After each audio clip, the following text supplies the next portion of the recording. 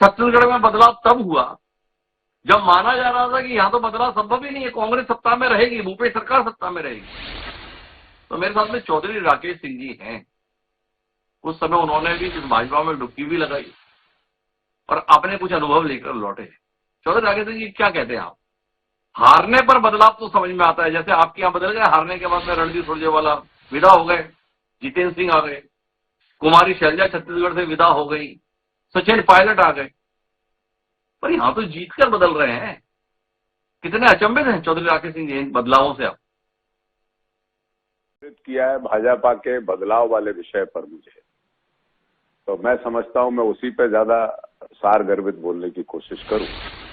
आदरणीय गिरिजा जी ने बहुत बढ़िया बात बताई कि चंद लोग ही पार्टी चला रहे थे, चंद लोग ही विधानसभा तय करते थे, चंद लोग ही हावी हो गए थे भारतीय जनता पार्टी के इस प्रदेश पर, जिनको दरकिनार करके उनको यथास्थान देकर नए लोगों को काबिज किया है। लेकिन इससे विपरीत, इससे अलहदा मेरी सोच है डॉक्टर साहब।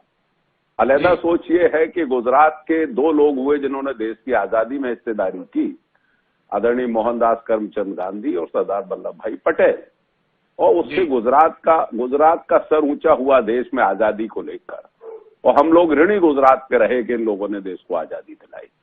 लेकिन दो लोग वर्तमान में ऐसे हुए गुजरात के, जो लोग उत्तर भाग के लोगों को, चाहे वो उत्तर प्रदेश हो, चाहे राजस्थान हो, चाहे मध्य प्रदेश हो, चाहे हरियाणा हो, और चाहे छत्तीसगढ़ हो, चाहे दिल्ली हो, उसमें भारतीय जनता पार्टी के नेतृत्व को खत्म करने का काम, उस बट वृक्ष को खत्म करने का काम अगर कोई कर रहा है तो गुजरात के जो दो लोग कर रहे हैं, जो आज भाजपा में केंद्र शीर्षस्थ के नेता हैं।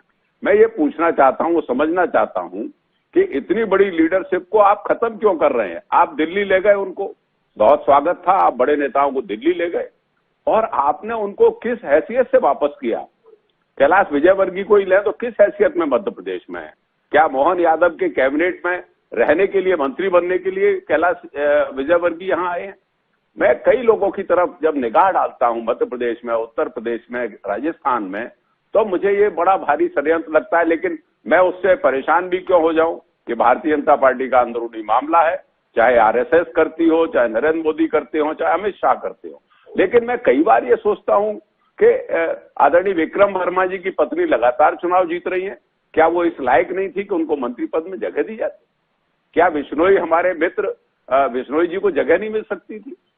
भूपेंद्र सिंह को दरकिनार कर दिया। कई ऐसे नाम हैं जिनको बिल्कुल पटिए पे बिठा दिया भारतीय जनता पार्टी ने।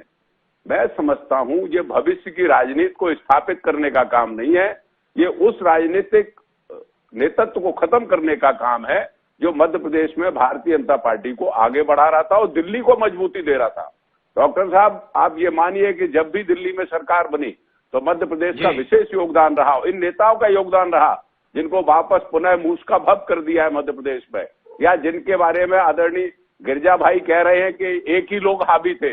यही लोग मेहनत करके भारतीय जनता पार्टी के सांसदों को जिता रहे थे, जिनको घर बिठाने का काम किया है। आज मैं मंत्रिपरिषद का पूरा देख रहा था, मुझे शिवराज सिंह का एक व्यक्ति नहीं दिख रहा है जो उसकी कैबिनेट को चलाने वाले हुआ करते थे, बल्कि जो विरोधी खेमे के लोग थे उनको उसमें मंत्रिपरिषद में जगह दे दी।